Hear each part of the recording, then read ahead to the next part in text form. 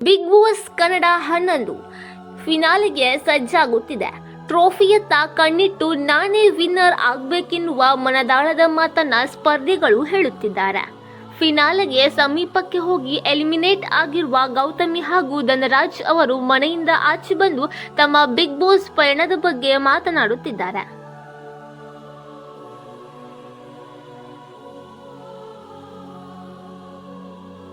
ಗೌತಮಿ ಜಾಧವ್ ಅವರ big boss ಪಯಣದ ದೊಡ್ಡಮನೆಯಲ್ಲಿ ಗಮನ ಸೆಳೆದಿತ್ತು. Positivity ಎಂದು ಹೇಳುತ್ತಲೇ ಪ್ರಬಲ ಸ್ಪರ್ಧಿಯಾಗಿ ಟಾಸ್ಕ್ಗಳಲ್ಲಿ ಭಾಗಿಯಾಗಿದ್ರು. ಉಗ್ರ ಮಂಜು ಜೊತೆಗಿನ ಗೆಳೆತನ, ಗೆಳೆಯ ಗೆಳತಿ ಎಂದೇ ಗೌತಮಿ ಮತ್ತು ಮಂಜು ದೊಡ್ಡಮನೆಯಲ್ಲಿದ್ರು. ಅವರ ನಡುವೆ ಎಷ್ಟೇ ವೈಮನಸ್ಸು ಅಥವಾ ಗೊಂದಲಗಳಾಗಿದ್ರೂ ಕೂಡ ಒಬ್ಬರನ್ನೊಬ್ಬರು ಸಮಾಧಾನ ಮಾಡಿಕೊಳ್ಳುತ್ತಾ ಒಂದೊಳ್ಳೆ ಸ್ನೇಹಿತರಾಗಿ ದೊಡ್ಡಮನೆಯಲ್ಲಿದ್ದರು. ಆದರೆ ಇವರಿಬ್ಬರ ಆತ್ಮೀಯತೆಯನ್ನ ನೋಡಿ ಸೋಷಿಯಲ್ ಮೀಡಿಯಾದಲ್ಲಿ ಕೆಲವು ಟ್ರೋಲ್ ಪೇಜ್ಗಳು ಹರಿದಾಡುತ್ತಿದೆ. ಅಂಕಲ್ ಆಂಟಿ ಎಂದು ಇಬ್ಬರನ್ನ ಕರೆದಿದ್ರು. ಅಂಕಲ್ ಆಂಟಿ ಲವ್ ಸ್ಟೋರಿ ಎಂದು ಕೆಲವು ಟ್ರೋಲ್ ಪೇಜ್ಗಳು ಟ್ರೋಲ್ ಮಾಡುತ್ತಿದ್ದವು.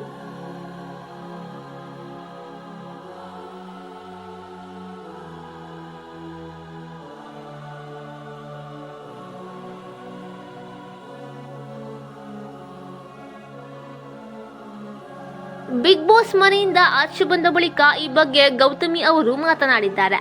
ಸಂದರ್ಶನವೊಂದರಲ್ಲಿ ಟ್ರೋಲ್ಗಳ ಬಗ್ಗೆ ಮಾತನಾಡಿದ್ದಾರೆ. ದೇವರ ದಯೆಯಿಂದ ನನ್ನ ಕುಟುಂಬದವರು ಇದನ್ನ ತುಂಬಾ ಸ್ಪೋರ್ಟಿವ್ ಆಗಿ ತೆಗೆದುಕೊಂಡಿದ್ದಾರೆ. ನನಗೆ ಹೊಸದು. ಅವರು 2-3 ತಿಂಗಳುಗಳಿಂದ ಇದನ್ನ ನೋಡಿದ್ದಾರೆ. ಅವರು ಇದನ್ನ ಸ್ಪೋರ್ಟಿವ್ ಆಗಿ ತೆಗೆದುಕೊಂಡಿದ್ದಾರೆ. ಏಕೆಂದ್ರೆ ನಾನು ಏನು ಅಂತ ಅವರಿಗೆ ಗೊತ್ತು. ಟ್ರೋಲ್ ಮಾಡುತ್ತಿರುವವರಿಗೆ ಖಂಡಿತವಾಗಿ ನಾನು ಹೇಗೆ ಏನು ಅಂತ ಗೊತ್ತಿರಲಿಲ್ಲ. ಆಟದಲ್ಲಿ ಅಷ್ಟೇ ನೋಡಿದ್ದಾರೆ.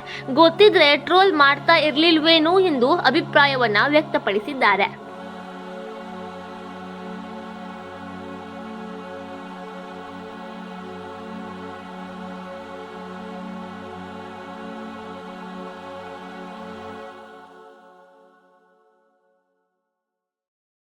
ಬಿಗ್ ಬಾಸ್ ಮನೆಯಲ್ಲಿ ಅಂಥದ್ದೇನೂ ಇರಲಿಲ್ಲ. ಲವ್ ಸ್ಟೋರಿ ಅನ್ನೋದೇ ಇರಲಿಲ್ಲ. ಇದು ನೀವು ನೋಡುವ ರೀತಿ. ಯಾರು ಯಾರನ್ನು ಬೇಕಾದರೂ ಅಂಕಲ್ ಆಂಟಿ ಅಂತ ಕರೆಯಬಹುದು. ನನಗೆ ಅದರಿಂದ ಸಮಸ್ಯೆ ಇಲ್ಲ. ಲವ್ ಸ್ಟೋರಿ ಇರಲಿಲ್ಲ. ಉತ್ತಮ ಫ್ರೆಂಡ್ಶಿಪ್ ಇತ್ತು ಎನ್ನುವ ಸ್ಪಷ್ಟನೆಯನ್ನ ನೀಡುತ್ತೇನೆ ಎಂದು ಗೌತಮಿ ತಿಳಿಸಿದ್ದಾರೆ. ಇದೊಂದು ಜಸ್ಟ್ ಟ್ರೋಲ್.